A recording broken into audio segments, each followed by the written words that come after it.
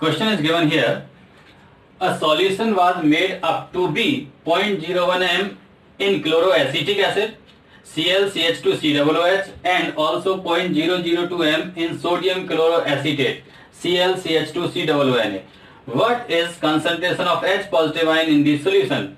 Given K equal to 1.5 into 10 to the minus 3. इस question में कोई बहुत बड़ा डाउट नहीं है, आपको सबको पता है इसमें कि क्लोरो एसिटिक एसिड और सोडियम क्लोरो एसिटेट दिया हुआ है, इसका मतलब एसिड, और उसका कॉन्जुगेट बेस दिया हुआ है, सिंपल बफर है, बफर का फॉर्मूला लगाते हैं, आंसर आना चाहिए। तो डाउट ये है कि सर यहाँ पर बफर का सिंपल फॉर्मूला लगने से आंसर नहीं आ रहा है। तो पहले इसको समझ लेते हैं ये क्यों नहीं लगेगा, फिर बाकी सब समझ में आ जाएगा आपको। आप देखो यहाँ पर दो चीजें दी हुई है हमें, सॉल्ट क्लोरो एसिटेट या सोडियम क्लोरो एसिटेट बोल सकते हैं। क्लोरो एसिटेट जो दिया हुआ है, हम सॉल्ट की बात कर रहे हैं, ये तो स्ट्रॉन्ग इलेक्ट्रोलाइट है, Na पॉजिटिव आयन सॉल्यूशन में चला जाएगा। तो ये क्लोरो एसिटेट आयन है जिसकी कंसंट्रेशन C1 लिखा है मैंने, और कंसंट्रेशन दिया है 0.002। और क्लोरो एसिटिक एसिड, इसका कंसंट्रेशन C2 लिखा है और 0.01। आप C1 C2 के टर्म में जरा समझना।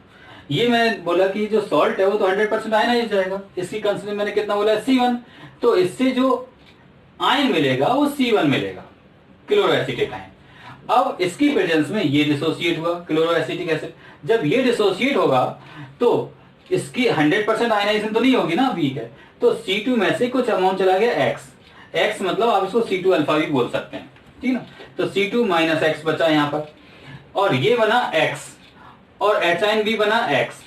आप देखो सॉल्यूशन के अंदर टोटल ClCH2COO नेगेटिव, यानी कि क्लोरो एसिटेट आयन की क्वांटिटी कितनी हो गई, क्लोरो एसिटेट आयन की क्वांटिटी हो गई सॉल्यूशन के अंदर C1 प्लस X, क्योंकि C1 यहां से आया था, X यहां से आया था। इस रिएक्शन के हम इक्विलिब्रियम कांस्टेंट लिखेंगे K, तो K इक्वल टू हमारे पास आ गया C1 plus X into X divided by C2 minus X। इतना क्लियर है। अब यहां पर अगर X नेग्लिजिबल है, X मतलब अल्फा, क्योंकि आप जानते हैं X की वैल्यू होती है C2 अल्फा यहां पर। तो अगर X नेग्लिजिबल है या अल्फा नेग्लिजिबल है तो आप इसको C1 लिख सकते थे और इसको C2 लिख सकते थे।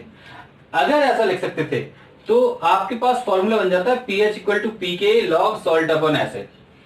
जनरली आपके पास मैक्सिमम क्वेश्चन में बफर में ये X या अल्फा नेग्लिजिबल होता है, तो आप डायरेक्ट ये फॉर्मूला लगा देते हैं, बट इसमें अल्फा नेग्लिजिबल नहीं है। ये कैसे पता करेंगे, तो अल्फा इक्वल टू आप निकालेंगे Ka अपॉन C2, और अल्फा इक्वल टू K का वैल्यू आपको दे रखा है 1.5 into 10 to the power minus 3 is divided by C2 का वैल्यू कितना दिया है 0.01, और जब आप इसको सॉल्व करेंगे तो alpha equal to something 0.37 something कुछ इस टाइप की वैल्यू आती है। यानी अल्फा की वैल्यू 0.05 या उससे कम हो तो हम अल्फा को नेग्लिजिबल मानते हैं। मैंने यहाँ कंडीशन लिखी है, अल्फा कब नेग्लिजिबल होता है, जब अल्फा की वैल्यू लेस देन 0.05 हो। तो यहाँ पर आप देखो अल्फा की वैल्यू 0.05 नहीं है या उससे ज्यादा आ रही है, उससे ज्यादा इसका मतलब अल्फा नेग्लिजिबल नहीं होगा। तो मैंने लिखा है अल्फा इज नॉट नेग्लिजिबल। अगर अल्फा नेग्लिजिबल नहीं है तो हमें यही टर्म यूज करनी पड़ेगी। अब तो अब यही टर्म यूज करनी पड़ेगी, तो आप यहाँ पर 1.5 into 10 to minus 3 C1 C2 का कंसंट्रेशन डालो 0.02 plus X into X divided by 0.01 minus X। ये X is concentration of H positive ion. आप देख लो ये H पॉजिटिव आयन का कंसंट्रेशन X है। क्वाड्रेटिक सॉल्व करो, ये मैंने पूरा सॉल्व किया हुआ है क्वाड्रेटिक। यहाँ पर आप ध्यान से देखो ये प्लस माइनस साइन है, जब आप इसको सॉल्व करते हैं तो ये 0.5 माइनस 3 आता है।